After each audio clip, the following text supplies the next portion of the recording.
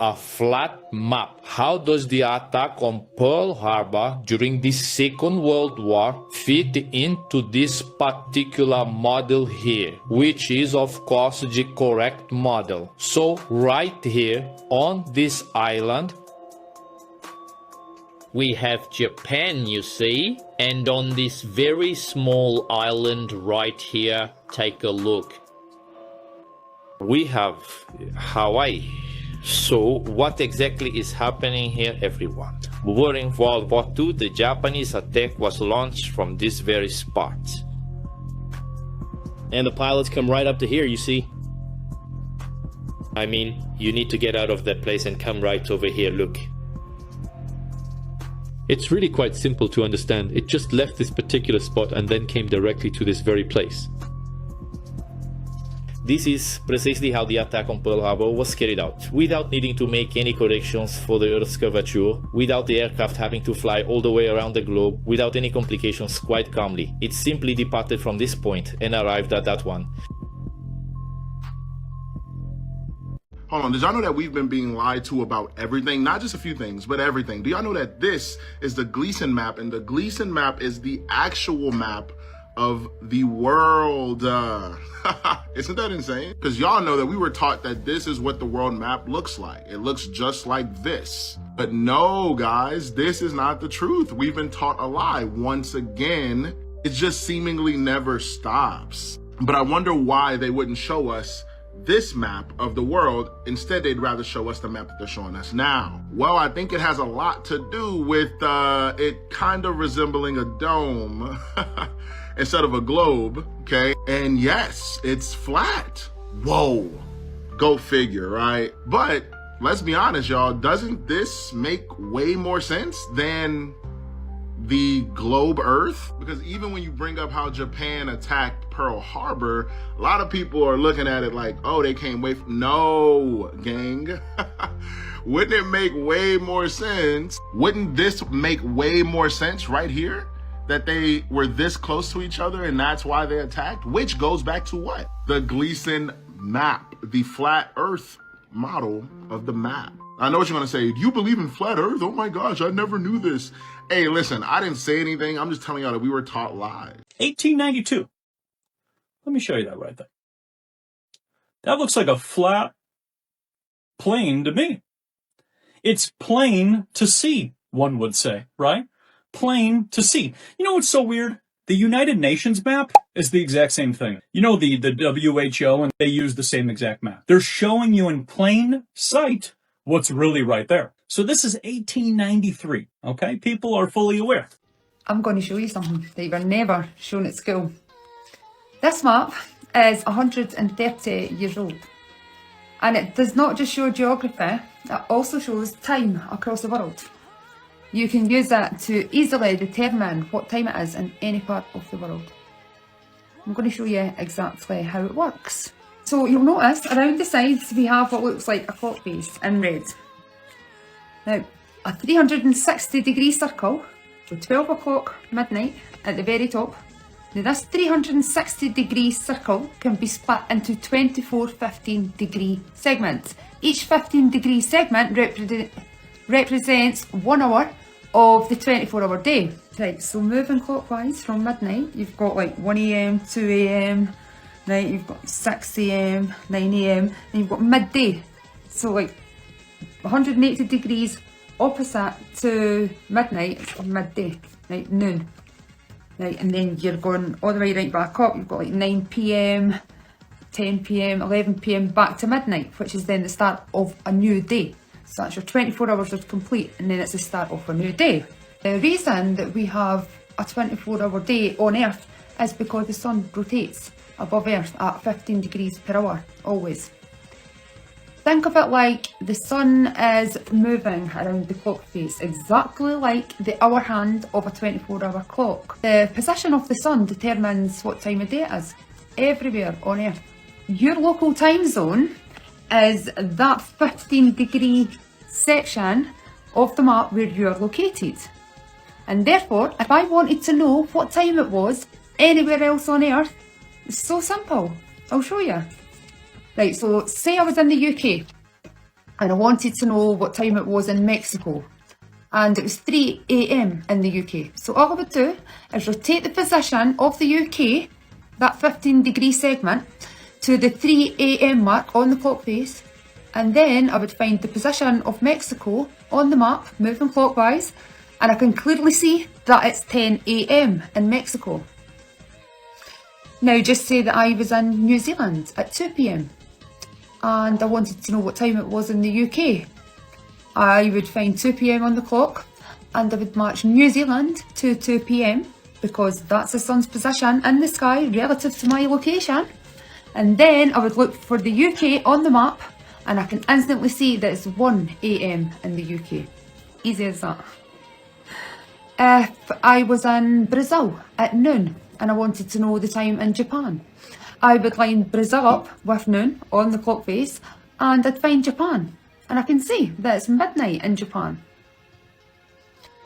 And it's going to be off by an hour or so at times because they've given us daylight saving hours and things like that to try and hide it a bit. Do you never wonder why we were never shown this at school? Why were we never taught this? Why did most of you not even know that such a thing existed?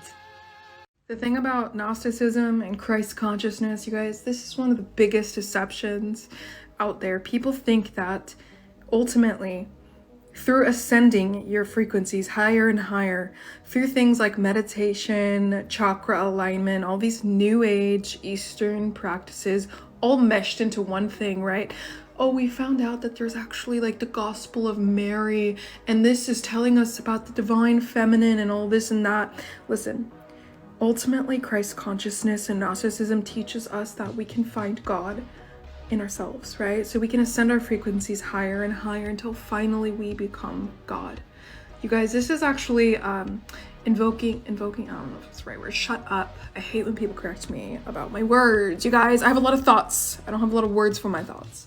You know what I'm saying though. It's actually asking the Kundalini energy to basically be activated within you.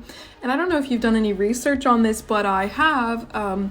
When Kundalini awakening happens within somebody, the kind of mental psychosis that they go into and many people don't recover, they say, oh, you need a proper guide, you need to be ready for it, but they don't deny that it absolutely destroys people's lives because, oh, it's such an intense spiritual awakening, you're finally awakened that you just cannot handle anything else. You know what you're doing? You're tapping, see, I told you can't talk.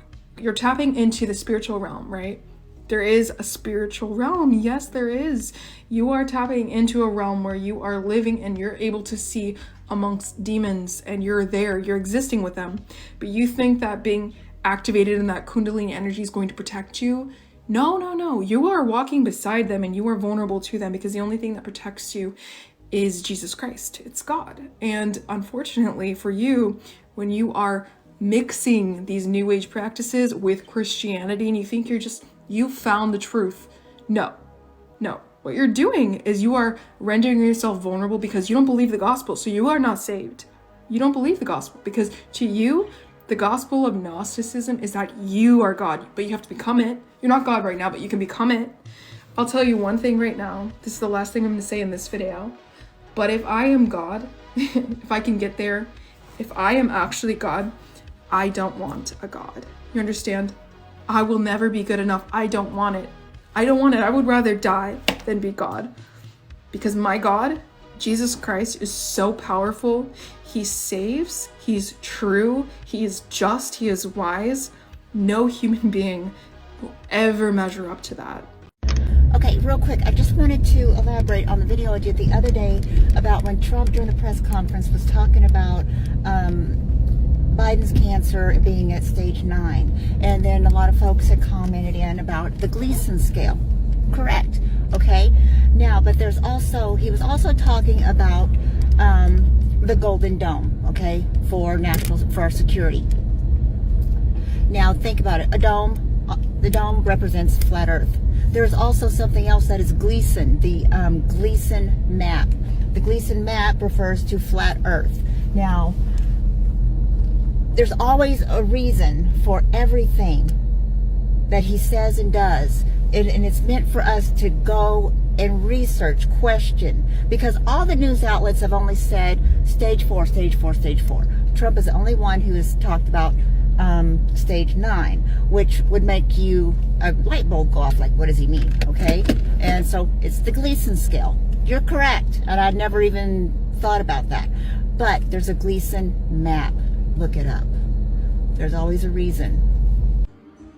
This is the new standard map of the world, which was patented in November 15th, 1892. It's called the Gleason map because it was created by Mr. Gleason, who was a fervent believer in the flat earth. He came out back in the late 1800s with a lot of material, a book all about how the earth has to be flat. And some of the things that are in his book became a lot of the mantra of, that guy that does the flat earth videos on YouTube. Can't remember his name. But anyway, it's really cool to see that the earth is a circular, flat plane, contoured, of course. And we do have a firmament over our head that is 75 miles high at the North Pole. We are also not allowed to see the North Pole. We've got it covered up. Google Earth hides it. They're in on the sly lies.